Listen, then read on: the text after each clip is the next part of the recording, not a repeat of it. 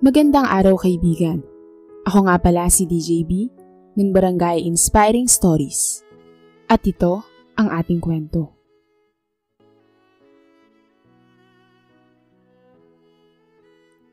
Gusto ni Nessa ng tahimik na buhay. Kaso nga lang, yung kapitbahay nila na kanyang tita ay masyadong tsismosa. Ano ba namang pagtsismisan ito ang kanilang buhay? Parang ang hindi nila ito kamag-anak eh. Kaya ang mga kumaring ito ay napapaniwala sa mga kwento na gawa-gawa lamang.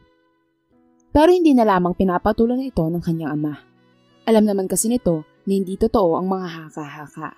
Si Nessa pa nga ay pinagchichismisan na mayroon ng boyfriend habang nag-aaral sa kolehiyo, bagay na hindi naman totoo. Sa katunayan nga niyan, nag-aaral siya ng mabuti para makamta ng pangarap at maiahon sa kahirapan ng kanyang pamilya.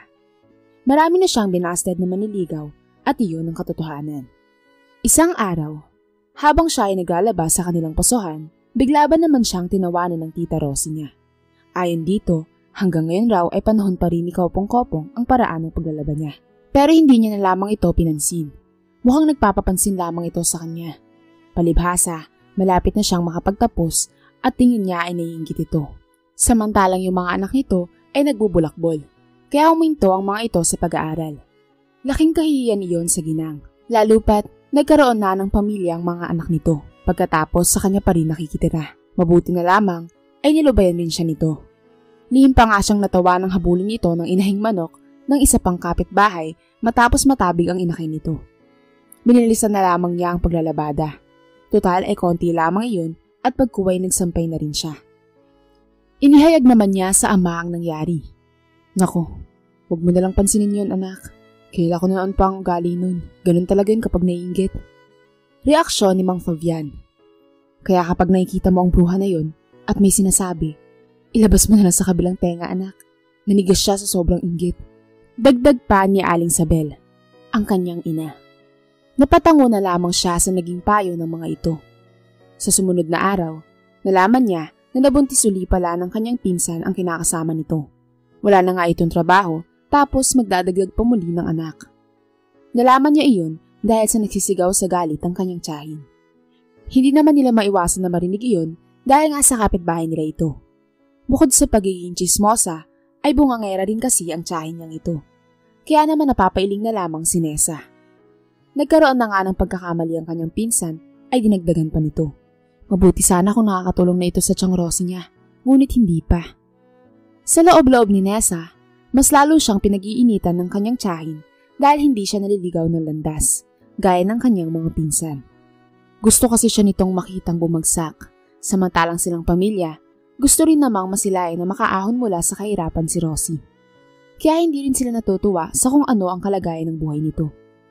Ang kinaiinis lamang nila ay yung paraan ng paninira nito laban sa kanilang pamilya. Dahil marami itong sinasabi na pawang wala namang katotohanan. Samantala, habang nasa eskwelahan na si Nessa, bigla ba naman siyang nilapitan ni Bogart. Kilala niya ito na mayroong pagtingin sa kanya at the same time ay nanliligaw sa kanya. Kamusta na, Nessa? Tanong ni Bogart. Ayos lang naman. Teka Bogart, may kailangan ka ba? Grabe naman, sa gwapo kong to, iniiwasan mo ko. Wika ng mayabang na binata. Kaya naman napailing na lamang siya at hindi na ito pinansin pa. Kilala rin kasi itong bully sa kanilang classroom. Hindi niya alam kung totoo ba ang feelings nito para sa kanya o sadyang pinagtitripan lamang siya. Saka wala pa siyang balak na makipagnobyo dahil sa nag-aaral pa siya. Pero dumating ang hindi inaasahan, kung saan ay bigla siyang isa-set up ng binata. Paano ba naman kasi? Noong uwian na ay napadaan siya sa isang eskinita. Hindi niya inaasahan na susubaybayan siya ni Bogart roon. Bigla ba naman siya nitong hinatak at isinandal sa pader. At noong nagtatangka na ito na siya ay halikan, bigla niya itong sinipa at siya ay tumakbo na palayo. Sa sobrang daing ng binata ay hindi na ito nakasunod sa kanya. Sobra itong nasaktan sa kanyang ginawa. Sinabi iyon ni Nessa sa kanyang mga magulang kaya naman galit na galit ito. Nilusob pa nga ng mga ito ang tahanan ng binata. Pero laking dismaya nila nang wala roon ang binata. Ang pagtatakip naman ng mga magulang nito, hindi pa raw ito nakakauwi sa kanila. Kaya naman nagbanta na lamang ang mga magulang ni Nessa. Kapag nakita nila ito, ipapakulong nila si Bogart dahil sa pambabastos at sa pagtatangka nito kay Nessa. Sinabihan naman sila ng mga magulang nito na huwag magpadalos-dalos. Dahil baka naman daw hindi totoo ang sinasabi ng dalaga. Tinawanan na lamang ito ng ama ni Nessa. Halata kasi na talagang pinagtatakpan lamang ang anak nito. Baka nga tinatago lang nila ito sa likod ng bahay Pero ayos lamang iyon para sa kanyang mga magulang. Binilinan si Nessa ng mga ito na kapag naulit pa yun, ay talagang ipupursige nila na ito ay makulong. Kaya naman sabihin niya na lamang. Kaya naman napatango na lamang siya sa kanyang mga magulang. Sa sumunod na araw, habang nagdodrawing siya sa hallway ng building ng kanilang school dahil wala pang professor ng sandaling iyon, ano ba namang bigla siyang nilapitan ni Bogart. Sumbong era na piling maganda. May oras ka rin sa akin. Wika ni Bogart na nagbabanta ito sa kanya. Agad naman rin ito ang umalis sa kanyang harapan. Kaya naman dito siya nahulog sa malalim na pag-iisip. Ano kaya ang gagawin nito sa kanya? Malalagay kaya sa panganib ang kanyang buhay? Kaya naman sa bandang huli, napagpasya niya na paghahandaan na lamang niya ito. At kung mapatunayan niya na talagang meron itong masamang gagawin sa kanya, may kilalagyan ito sa batas. Mabuti na lamang, lumipas ang mga araw at linggo, wala naman itong ginagawang masama sa kanya. Maliban na lamang na nauhuli niya itong tumitingin ng masama sa kanya. Pero kahit ganun ay hindi siya natatakot sa lalaki. Pero hindi naman siya nakakaligtas sa mga mata ng tiyahin. Noon kasing mainit ang panahon ay nagsuot siya ng short. Nakasanayan na kasi nito na hindi siya nagsusuot ng ganun at sa halip ay puro palda lamang. Ano ba namang sabihan siya nito na malandi at parang bayarang babae? E samantalang mahaba naman ang suot niyang salawal. Kaya naman sa loob-loob niya, talagang kumukulo lamang ang dugo nito sa tuwing siya ay nasisilayan. Siya nga ay nagsusuot ng maikling short, samantalang si Nessa medyo mahaba-haba pa. Ang anal nga nitong babae ay halos tumuwa na ang dibdib dahil sa suot nitong damit. Hindi naman pinakialaman ni Nessa. Pero gaya nga ng payo ng kanyang ama't ina, hindi niya na lamang ito pinansin pa. Bumili lamang siya sa tindahan at nang masilayan siya nito, ano ba namang ganun na agad ang sinabi. Masyado talagang mapanghusga ang kanyang tiyahin. Hindi man lang nito nagawang suriin ang sariling baho. Dito niya naisip na ganun talaga ang mga mapanghusga. Habi na ng mga ito na mamuna ng ibang tao, pero pagdating sa sarili ay hindi magawa. Mas lalo lang naiinggit sa kanya ang tiyahin dahil nakikita nito na nag-aaral siya ng mabuti, samantalang yung mga anak nito ay nagbubulakbol. Kaya nga nangako na lamang siya sa sarili na hindi na magpapakita rito. Pero dumating ang hindi inaasahan. Paano ba naman? Muli siyang binuli ni Bogart. Nangyari ito nang mag-isa siyang nag-CR. Hindi niya lubos akalain na susundan siya nito roon. Gaya ng dati, pinilit siya nitong gahasain. Pero ang ginawa niya, sinikmuraan niya ito kaya nang hina. Dali-dali na siyang tumakbo at nang makauwi ay pinarating niya sa mga magulang ang nangyaring yun. Kaya ang siste, kinasuhan nga ang binata na siyang dahilan ng pagkakakulong nito at pagtigil sa pag-aaral nito. At magmula nga nun, nakapag-aral na ng mabuti si Nessa. Kaya nga lang, ay marami nang nagagalit sa kanya ng mga kapwa niya mag-aaral. Marami kasing may crush na babae kay Bogart. Hindi ang mga ito sang-ayon sa pagkakakulong nito. Sabi ba naman ng mga ito, pakipot pa raw siya. Kaya gwapo-gwapo na nang lumalapit sa kanya, ay iniiwasan niya pa at pinakulong. Pero syempre, si Nessa ay napapailing na lamang. Hindi naman kasi paglalandi ang pinunta niya sa paaralan, kundi ang pag-aaral. Kaya nasasabi iyon ng ilan sa kanyang mga kaklase dahil tamad itong mag-aral. At mga gimikera lamang ang mga iyon. Kaya naman sa tuwing naririnig niya ang mga katagang iyon, ipinapasok niya na lamang sa kaliwang tenga at inilalabas sa kanan. Hindi naman kasi iyon magiging hadlang sa kanya upang makamit ang kanyang pangarap. Itinuturing niya ang tita Rosie niya na isa lamang challenge sa kanyang tagumpay. Hindi niya dinidibdib ang mga pinagsasabi nito laban sa kanya. Dumating ang panahon kung saan ay releasing na ng card. Nasilayan ni Nessa na malaki ang nakuha niyang grado.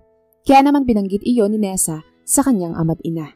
At sa sobrang tuwa pa nga ng mga ito ay naghanda sila. Bumili pa ng baboy ang ama. Ito na ang nagkatay at pagkuway ginawang lechon. Nagbidyo okay rin silang mag-anak pero hindi iyon nagustuhan ni Rosie. Ano ba namang bigla sila nitong binulyawan? Pero ang tugon ng ama ni Nessa, hindi pa naman raw gabi para magreklamo ito. Tanghaling tapat pa lang naman ang oras na yun, kaya naman hindi na lamang nila ito pinansin. Nagpatuloy lamang sila sa kasiyahan. Wala silang pakialam kung magdadakdak ito sa kanila. Ang nasa isip lamang nila ay ang may iraos ng araw na yun sa pamamagitan ng kasiyahan. Noong pumatak na ang hapon, dito na lamang sila huminto sa pagkakanta. Talagang masayang-masaya silang buong mag-anak ng sandaling iyon. Ngunit inireklamo sila ni Rosie sa barangay. Hinarap naman nila ito at nagdahilan ng tama. Mabuti na lamang sa bandang huli nagkaroon ng pag-aayos sa pagitan nilang dalawa. Pero itong si Rosie parang napilitan lamang makipag-ayos. Ngunit ayos lang yun. Sa tingin ni Nessa, hindi na talaga nila makakasundo ang babaeng ito hanggat meron itong inggit sa katawan.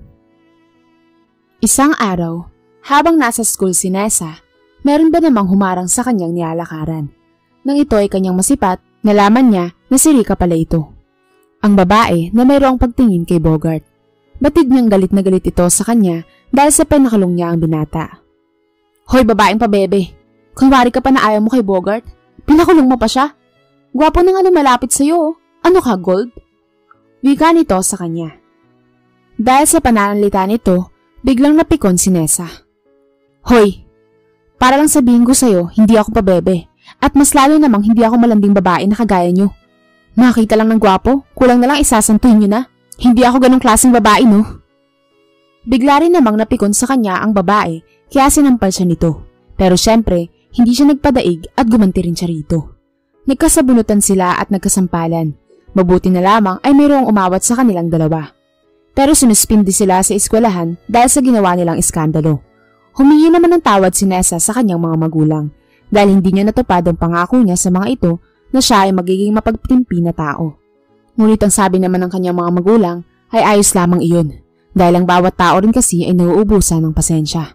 Kaya naman nangako na lamang siya sa kanyang ama't ina na hindi niya na iyon uulitin pa. Mabuti na lamang ay nabalitaan niya na rin na tuluyan ng huminto si Rika sa kanyang pag-aaral. Ito na ang kanyang panahon dahil wala nang sagabal sa kanya. At gaya nga ng dati, pinagbutihan na lamang ni Nessa ang kanyang pag-aaral. Kaya naman muli siyang nakakamit ng mataas na grado. Dahil doon, muli na naman nagdiwang ang kanyang pamilya.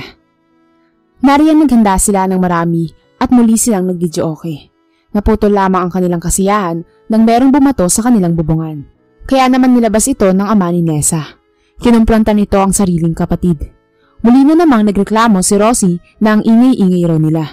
Parang wala raw silang pakialam sa mga kapitbahay. Sinagot naman ito ng ama ni Nessa na maaga pa naman. Tanghaling tapat pa lamang ng sandaling iyon. Pero hindi iyon inintindi ni Aling Rosie. Muli ay dumampot ito ng bato at ibinato ang bubungan. Kaya naman hindi na nakapagtimpi pa ang lalaki. Nasampal niya ng pagkalakas-lakas ang sariling kapatid. Pero nagbanta ito na kakasuhan siya sa ginawa niyang pananakit. Natigilan naman si Mang Fabian. Sa sobrang galit niya kasi, lumapat ang kamay niya sa kanyang kapatid. Pero minarapat na lamang nito na wag nang humingi ng paumanhin dahil karapat-dapat lamang iyon para sa kanya. At hindi nga nagbibiro si Aling Rosie sa kanyang naging pagbabanta. Paano ba naman ay kinasuhan siya nito at the same time pinakulong pa. Hindi rin ito tumanggap pa ng piyansa. Kaya naman talagang hindi na nakalabas pa si Mang Fabian. Ikinalulungkot naman iyon ni Nessa at ng kanyang pamilya. Ilang beses na ring lumapit si Nessa sa tiyahin para kumbinsihin na palayain na ang ama. Ano ba namang pagtabuyan siya nito at nilait-lait pa. Pero sa kabila nito, hindi pa rin siya nawawalan ng pag-asa na mapapatawad nito ang kanyang ama. Kaya naman araw-araw siyang lumalapit rito. Ngunit hindi niya inaasahan ang sasabihin nito sa kanya. Papalayain ko lang ang papa mo sa oras na huminto ka sa pag-aaral. Dahil sa narinig ni Nessa, talagang nanlaki ang kanyang mga mata. Pero tita, may pangarap po ako sa buhay. Bakit ko naman po gagawin yun? Napakamot na lamang sa ulo ang ginang habang naiinis nitong sinambit ang katagang. Ang kulit mo rin no? Ano bang mas gusto mo ha? Susundin mo ko o habang buhay makukulong ang tatay mo? Kaya naman sa sobrang gulo ng isip ni Nessa, na isang guni niya sa ina ang mga pinagsasabi nito. Tumalim ang mga mata ni Aling Sabel. Ayon rito, kahit ano raw ang mangyari ay huwag niyang gagawin iyon. Masyado lang raw siyang ginikipit ng babae. Ma, pero paano nga po yan? E di habang buhay na talagang makukulong si Papa? Nababahalang wika ni Nessa. Hindi yan anak, maniwala ka sa akin. Ang lahat ng pangyayari ay may hangganan. Kaya nagtitiwala ako sa Panginoong Diyos na hindi habang buhay nakabilanggo ang papa mo. Makakalaya rin siya balang araw. Sige po ma, susundin ko kayo. Pero idudulog ko pa rin to kay papa. Titignan ko kung papayag siyang matatagalan na mabilanggo. Tugon ni Nessa. Kaya naman kinabukasan, nagtungo nga siya sa kinalalagyan ng kanyang ama. Sinabi niya ang mga gusto niyang mangyari, pero inihayag ng kanyang ama na wag raw siyang hihinto sa pag-aaral. Ayos lamang raw ito sa loob ng kulungan. Kumpleto naman raw siya sa pagkain roon at may mga kaibigan na rin. Kinumbinsi siya nito na wag na raw alalahanin pa. Gusto lamang raw siyang ipabagsak ng tiyahin kaya ipinag-utos nito ang mga ganung bagay. Dahil rito ay napatango na lamang si Nessa. Alam niyang kahit papaano, nahihirapan rin ang ama sa loob ng bilangguan. Nakikita niya iyon sa mga mata nito, namumugto at halatang nalulungkot. Pero nangako siya sa ama na kapag nakapagtapos na ng pag-aaral at nakatagpo ng magandang trabaho, gagawin niya ang lahat, makalaya lamang ito sa kulungan. Dahil rito, napangiti na lamang sa kanya ang ama. Bumulong pa ito sa kanya na hihintay nito ang araw na yun. Ang sabi pa ni Mang Fabian, siya na raw yata ang pinakamasayang ama sa buong mundo kapag sumapit na ang araw na yun. Kaya naman kahit wala nang tumutustos kay Nessa dahil ang kanyang ama dati ang gumagawa nun, pinagsikapan pa rin niya na makapag-aral at the same time ay makapagtrabaho. Nakuha siya bilang yaya sa isang mayamang pamilya. Tuwing hapon hanggang gabi lamang ang duty niya dahil sa mga oras na yun, walang nagbabantay sa mga bata. Kaya naman talagang pagod na pagod sa buong magdamag si Nessa. Pagod na nga ang utak niya sa pag-aaral, pagod pa ang kanyang katawan sa pagsasaway sa mga kulit na bata. Abay mahirap rin kayang bantayan ng 5 mga bata. Mabuti na lamang sa kabila ng kanyang pagiging abala, hindi naman naapektuhan ng kanyang pag-aaral. Nanatili pa rin na mataas ang kanyang mga grado. At hindi lang yun, dahil 1 taon na lamang ay gagraduate na siya sa kolehiyo. Kaya naman talagang lumala ang pagkainggit sa kanya ng tiyahin.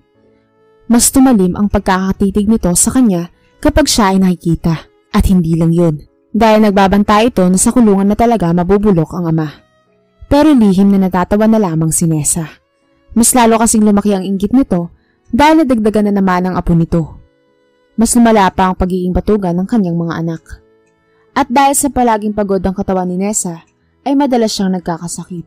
Kaya naman ma-absent siya sa loob ng 1 linggo kapag na-overfatigue siya. Mabuti na lamang ay nakakahabol pa rin siya sa kanyang pag-aaral at na-maintain pa rin naman niya ang kanyang mga grado. At sa kabutihang palad naman ay nilakihan na rin sa wakas ng kanyang amo ang kanyang sweldo. Dahil dito ay mas natutugunan na niya ang pagbili ng mga kinakailangan para sa kanyang pag-aaral. At hindi lang iyon, nakakabili na rin siya ng pampaganda. Kaya naman marami nagkakandara pa ng mga lalaki sa kanya. Bukod kasi sa matalino na siya ay maganda pa. Pagsapit ng exam noong graduating na siya ay talagang nahirapan siya. Ang buong akala niya ay ganun lamang kadali. Sa kabila nito ay nasagutan naman niya lahat. Kaso nga lang labis siyang nangangamba na baka bumagsak pa rin siya. Pero laking tuwa niya dahil nakapasa siya nang sumapit na ang result. Talagang naglulundag siya sa tuwa dahil ibig sabihin lamang nito kasama siya sa gagraduate. At hindi niya akalain na magkakaroon pa siya ng honor sa bandang huli. Noong graduate na siya ay nagkaroon na siya ng magandang trabaho. Naging masagana ang kanilang buhay. Kabaligtaran naman iyon kay Rosie dahil naging sunod-sunod ang karma nito sa buhay. Nariyang nag-aagaw buhay pa ang kanyang apo dahil sa sakit. Napilitan naman ito na lumapit kay Nessa. Humihingi ito ng kapatawaran at tulong sa kanya. Nakikita niya ang buong puso nitong pagsisisi. Bilang anak ng Diyos, pinatawad na ito ni Nessa. Tinulungan pa ang apo nito hanggang sa gumaling. Labis-labis naman itong nagpapasalamat sa kanya. Pero humiling si Nessa na palayain na ang kanyang ama. Bagay na sinunod naman ng babae. Kaya naman nakalabas na ng kulungan si Mang Fabian. Muli silang nagsamang pamilya na masaya. Nagkaayos na rin sila ni Aling Rosie matapos nilang magkapatawaran sa naging sigalot.